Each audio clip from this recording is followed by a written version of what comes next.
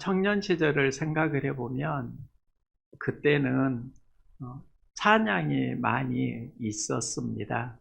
교회마다 찬양 집회가 제법 있었고요. 저도 찬양을 통해서 청년 시절 많은 은혜와 성장을 했습니다. 찬양을 하면서 제 안에 피아노를 치고 싶다 이런 마음이 생겨서 피아노를 홀로 배웠던 적이 있습니다. 그리고 코드를 누르면서 찬양할 정도는 되었는데요.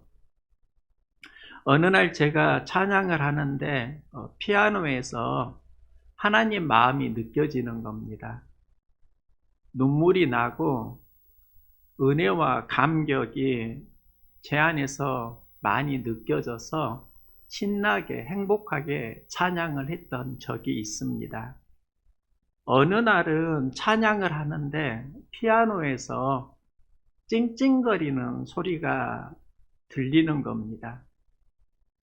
짜증이 나고 찬양하기가 정말 힘들었습니다. 그때를 생각하면서 지금 제가 다시 질문을 해 보았습니다. 그때 왜 같은 피아노였고 반주자가 같았는데 다른 소리가 들렸지? 어느 날은 피아노에서 하나님 마음이 느껴지고 은혜와 감동인데 어느 날은 왜 피아노 소리에 짜증이 나고 힘들었지? 그리고 제가 발견한 건 그건 피아노 소리가 아니라 내 마음의 소리였다는 겁니다. 내 마음 상태에 따라서 피아노에서 다른 소리가 들렸습니다. 다른 감정이 느껴졌습니다. 내 마음이 피곤하고 지치면 피아노 소리는 동일한데 그게 짜증스럽게 다가왔고 내가 은혜와 감격으로 충만하면 거기에 어울리는 소리로 들려왔습니다. 우리는 소리를 귀로 듣고 사는 것 같지만 다시 생각을 해보면 마음에서 나오는 소리를 듣고 삽니다. 귀에 들리는 그 소리에 영향을 받는 게 아니고 내 마음에서 나오는 소리에 영향을 받는다는 겁니다. 자연에서 들리는 소리가 어두운 마음에는 시끄럽게 들리고요. 밝은 마음에는 신나고 아름답게 들릴 수 있습니다. 배가 출항을 하면 현장에서 크고 작은 풍랑 만납니다. 풍랑이 싫다고 정박만 하면 안전하지만 배의 사명은 출항에 있습니다. 풍랑을 만난다고 배가 위험한 건 아닙니다. 풍랑 속에서 물이 배 안에 들어오고 그걸 감당할 수 없을 때는 배가 위험해집니다. 배에 물이 들어오면 그 물을 빼야 하고요. 그게 빠지지 않고 넘쳐나고 한계점을 만나게 되면 배는 뒤집어집니다. 삶을 보면 배가 항해로 나가는 것과 유사합니다. 배는 물과 더불어 살아가지만 그 물이 자꾸 안에 들어오고 그걸 감당하지 못할 때 침몰하는 것처럼 우리 인생에도 풍랑이 있고 여기서 흔들리는 경험을 합니다. 흔들리는 삶도 풍랑이 멈추면 잔잔해집니다. 좋아집니다. 그런데 풍랑이 일 때 우리의 삶도 뒤집히는 경우가 있을 수 있다는 겁니다. 항상 인생이 풍랑만 있는 건 아닙니다. 풍랑이 일 때 이겨내면은요, 잔잔한 바다로 항해를 할 수 있습니다. 바울은 믿음의 대가인데 로마서 7장에서 그의 삶을 이렇게 고백합니다. 내 육신에 온함은 내게 있으나 선을 행하는 것이 없노라. 내가 원하는 바 선은 행하지 아니하고 도리어 원하지 아니하는 바 악을 행하는도다. 마음은 하나님의 선을 추구하는데 삶은 자꾸 악이 들어오고 있다는 겁니다. 바울이 현장에서 풍랑을 만났고요. 그게 죄가 되어서 마음에 들어왔다고 바울은 솔직히 고백을 합니다. 그런데 그 믿음의 대가 바울도 스스로는 그 환경을 이길 수 없다. 그래서 탄식하고 갈등하고 있습니다. 바울의 인생이 역전되는 계기가 있습니다. 그리스도 예수 안에 있는 자에게는 정죄함이 없나니 그리스도 예수 안에 있는 생명의 성령의 법이 죄와 사망의 법에서 너를 해방하였음이라. 전에는 죄의 법이 나를 사로잡아 가서 탄식하는데 성령이 들어오니까 죄와 사망의 법에서 해방되었다. 바울은 성령과 합력해서 선을 이루고요. 여기서 넉넉히 이기는 힘을 얻습니다. 바울의 이 고백이 무엇을 말하는가? 마음에 무엇이 들어오느냐에 따라서 인생의 에너지가 달라진다는 겁니다. 우리는 항상 두 가지 경험을 합니다. 하나는 환경 속에서 살아가는 몸의 경험이고요. 다른 하나는 우리 내면에서 일어나는 마음의 경험입니다. 몸의 경험이 환경의 문제라고 하면 마음의 경험은 신앙과 연결됩니다. 하나님은 몸의 경험을 보는 게 아니라 그 환경 속에서 품은 마음을 보시고 비전을 회복해 가시기도 합니다. 지난주 시편 23편을 중심으로 다윗의 믿음을 보았는데요. 다윗은 목동으로 살면서 하나님을 나의 목자라고 고백합니다. 하나님을 품고 힘들고 어려운 환경을 만날 때 하나님의 섭리는 선하다고 하나님을 신뢰합니다. 그리고 하나님의 집에서 영원히 살겠다. 다윗은 결단합니다. 다윗의 신앙을 보면 신앙 고백이 있고요. 하나님의 선하심에 대한 신뢰가 있고 삶의 결단이 있습니다. 이 힘에서 다윗은 후에 예루살렘 성전을 지을 수 있는 믿음의 거인이 됩니다. 시편 23편은 참 많이 알려졌습니다. 그런데 제가 만난 다윗의 특별함이 있는데요. 사무엘 상하를 보면 다윗의 이야기가 기록되어 있는데요. 왕이 되고 다윗은 기도합니다. 주 여호와께서 말씀하셨사오니 주의 종의 집이 영원히 복을 받게 하옵소서. 사무엘하 7장에서 주의 종이 복을 받게 하옵소서 기도합니다. 그리고 8장에서 다윗이 받은 복이 있는데요. 왕으로 전쟁을 할 때 다윗이 어디로 가든지 여호와께서 이기게 하셨더라. 왕이 되고 블레셋에 메섹맘마, 모압, 소바, 다메섹, 에돔 여러 나라를 정복해 갑니다. 영토를 확장합니다. 그리고 다윗에게 나오는 고백이 하나님이 이기게 하셨도다. 이 고백입니다.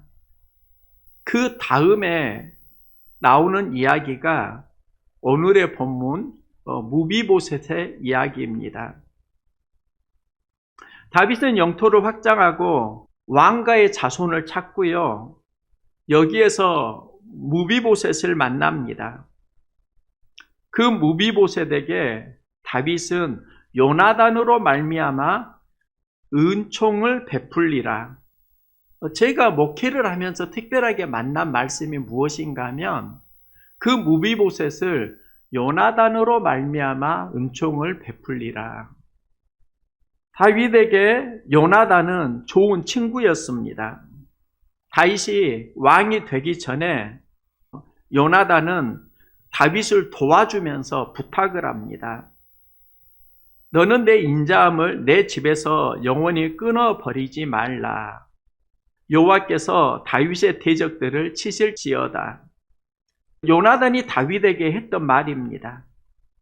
다윗은 사울왕에게 쫓기면서 생명의 위협을 받았는데 그때 요나단이 다윗을 도와주면서 부탁하는데요. 하나님이 너에게 복을 줄 것이다. 너는 이스라엘의 왕이 될 거야. 그때 내 자손들을 좀 돌봐줘. 은혜를 베풀어줘. 이 부탁을 요나단이 다윗에게 했습니다. 그때 다윗은 요나단에게 그렇게 하겠다고 서약을 합니다. 그리고 세월이 지났고요. 왕이 되고 수많은 전쟁을 하고 전쟁에서 이긴 다음에 다윗이 한 일이 사울 왕가의 자손을 찾는 겁니다. 그리고 무비보셋을 만나는데 내 아버지 요나단으로 인해서 은총을 베풀리라. 다윗을 보면 그의 인생에 사울과 요나단이 있습니다. 사울은 다윗을 죽이려고 했습니다. 창을 던지고 생명을 위협했습니다. 다윗 입장에서 사울은 고난이고 인생의 상처이고 스트레스입니다. 원수 같은 존재입니다. 사울의 손자가 무비보셋입니다. 사울을 통해서 무비보셋 보면 죽이고 싶습니다.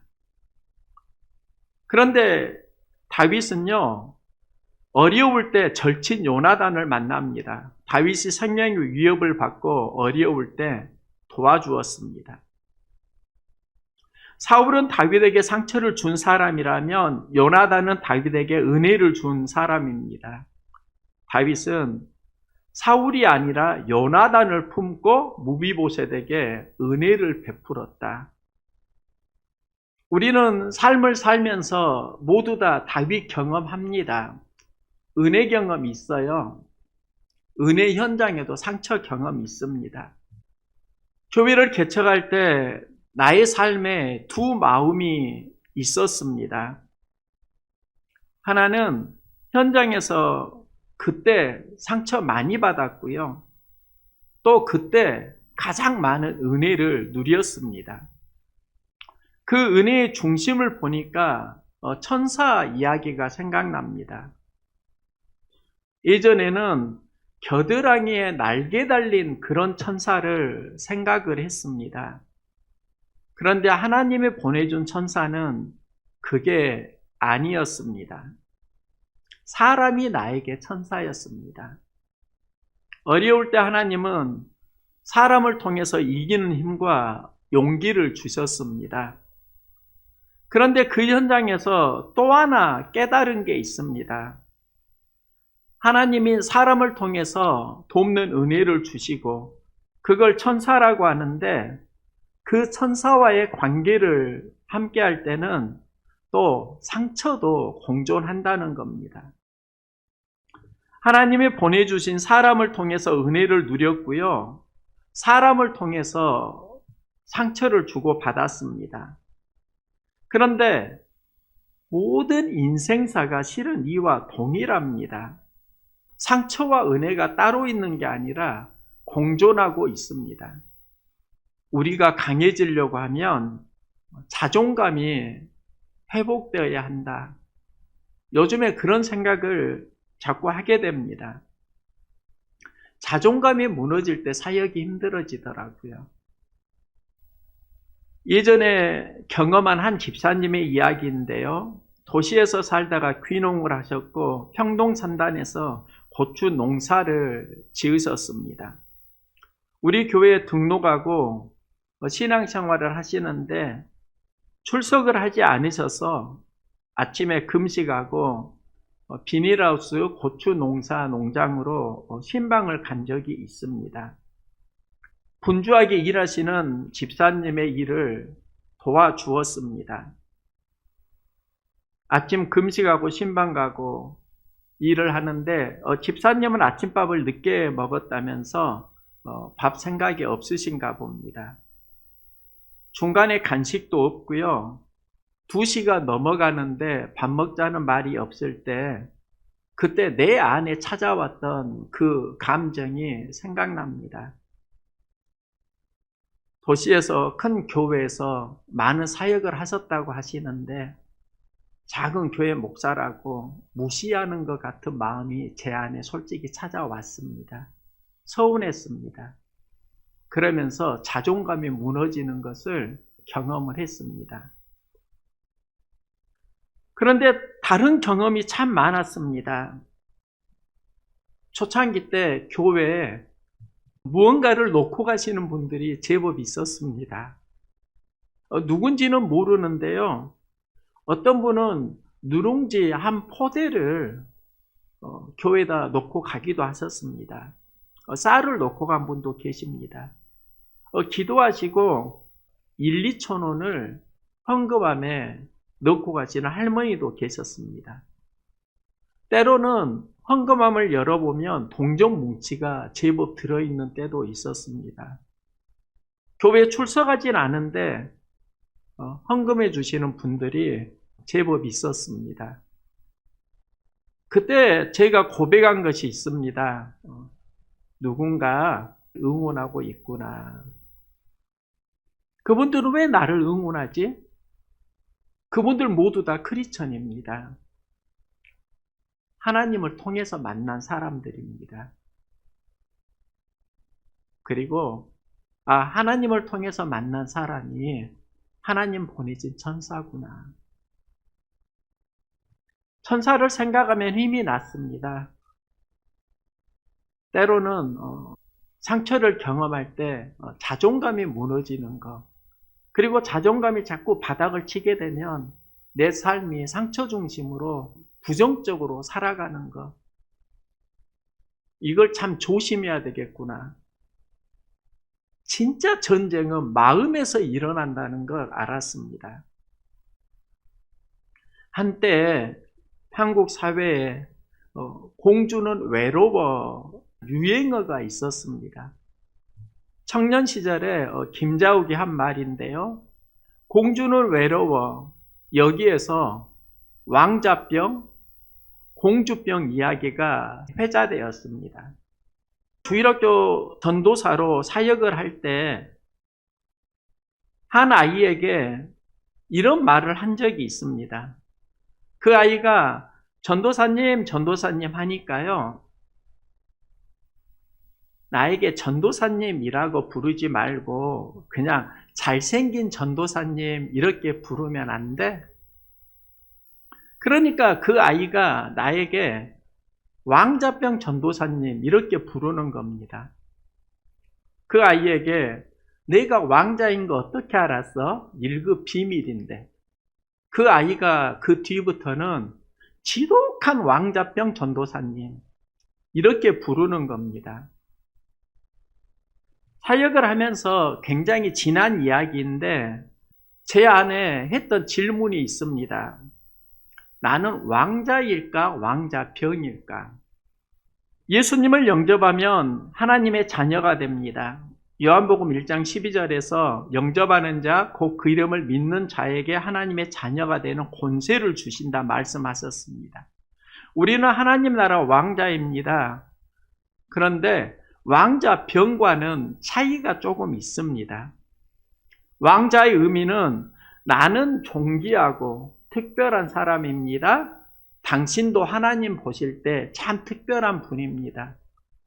그런데 왕자병은요, 나는 잘나고 존귀합니다. 당신은 아무것도 아닙니다. 모든 세계가 자기 중심으로 되어 있는 사람, 이게 실은 왕자병입니다. 나는 잘났고 너는 못났다. 이게 중심이 되는 사람이 왕자병, 공주병입니다. 주일학교 때 왕자와 공주 이 찬양을 참 많이 했습니다. 왕 나는 왕자다. 하나님 나라에 나는 왕자다. 내가 비록 어릴지라도 나는 나는 왕자다. 0000 나는 공주다. 하나님 나라에 나는 공주다. 내가 비록 어릴지라도 나는 공 나는 공주다. 지금 생각을 해보니까 이 찬양은 그 자존감에 대한 이야기일 수 있겠다. 하나님의 자녀가 믿음으로 왕자 공주가 된다는 건 자존감이 살아나야 한다는 하나님의 메시지일 수 있다는 겁니다.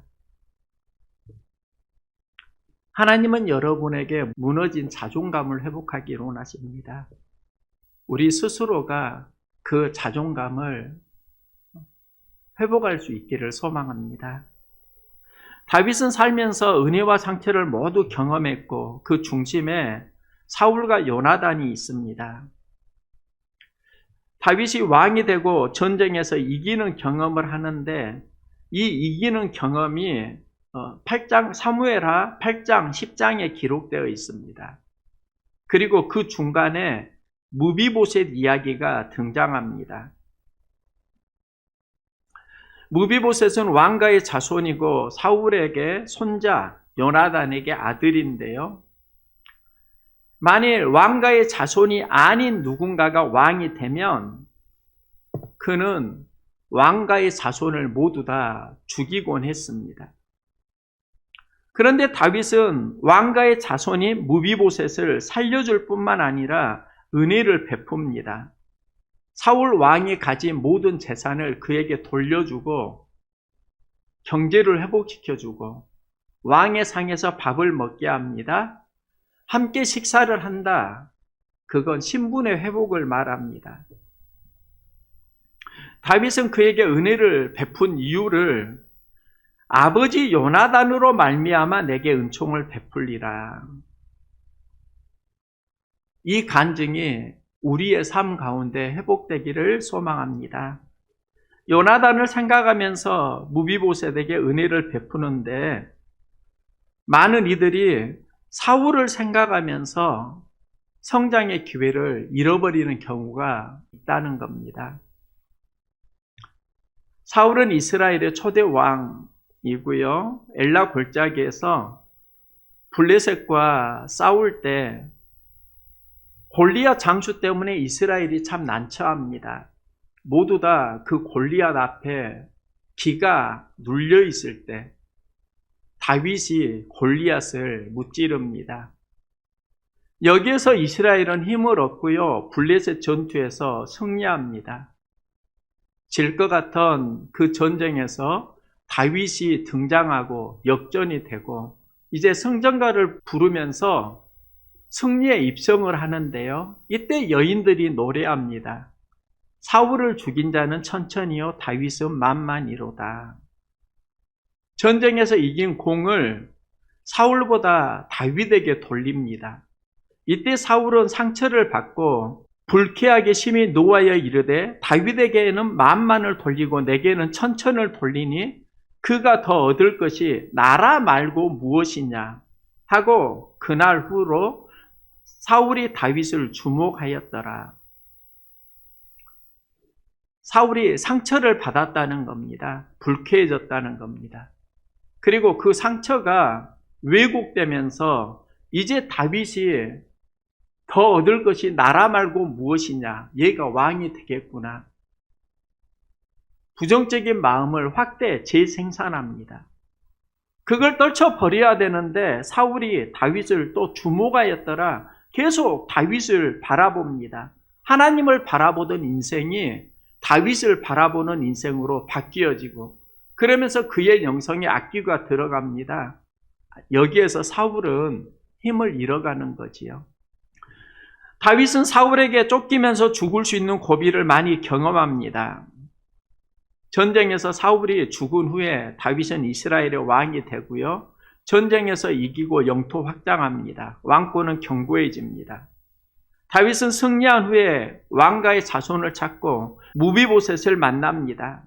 사울의 손자 요나단의 아들인데 다윗에게 사울은 상처이고 요나단은 은혜입니다. 이때 다윗은 그 무비보셋을 요나단을 통해서 바라봅니다. 사울을 통해서 바라보면 죽일 수 있는 사람인데 요나단을 통해서 바라보니까 은혜를 베풀 수 있는 힘을 얻는 겁니다. 그러면 여러분은 사울을 품고 살아가시나요? 요나단을 품고 살아가시나요? 은혜와 상처 모두 다 경험하면서 살아가는데요. 상처 중심의 삶은 우리의 생각을 왜곡시키고요. 은혜 중심의 삶은 지혜를 줍니다. 은혜와 지혜는 하늘에서 내려오는 선물입니다. 내 삶이 지혜로워지기로 원하면 하나님 상대에서 은혜를 사모하고 하나님 주시는 지혜를 누려야 합니다. 하나님을 만날 수 있기를 소망합니다. 상처는 치유되고 은혜는 회복됩니다. 상처가 내 영혼을 주도하고 있지 않은가? 그래서 나는 그걸 극복하지 못하고 신음하고 있지 않은가? 때로는 나의 이야기이더라고요. 그런데 나의 이야기뿐만이 아니라 우리 모든 인생의 이야기이더라고요. 하나님은 우리의 신음에도 응답해 주십니다. 은혜와 상처가 다윗의 두 마음이면 우리의 마음도 그와 유사하고요. 다윗이 승리했다고 하면 그는 은혜 중심의 삶을 살았기 때문입니다. 예수님이 십자가에서 죽으신 이유가 상처 때문이에요. 예수님의 상처가 우리의 상처를 가져가기를 원하신다는 겁니다. 예수님은 치유자가 되신다는 겁니다. 은혜 감정과 상처 감정이 다윗에게만 있는 게 아니라 우리에게도 있고요. 다윗이 승리한 것은 은혜가 주도하는 삶을 살았기 때문입니다. 주님 주시는 힘과 은혜로 함께 승리할 수 있기를 소망합니다.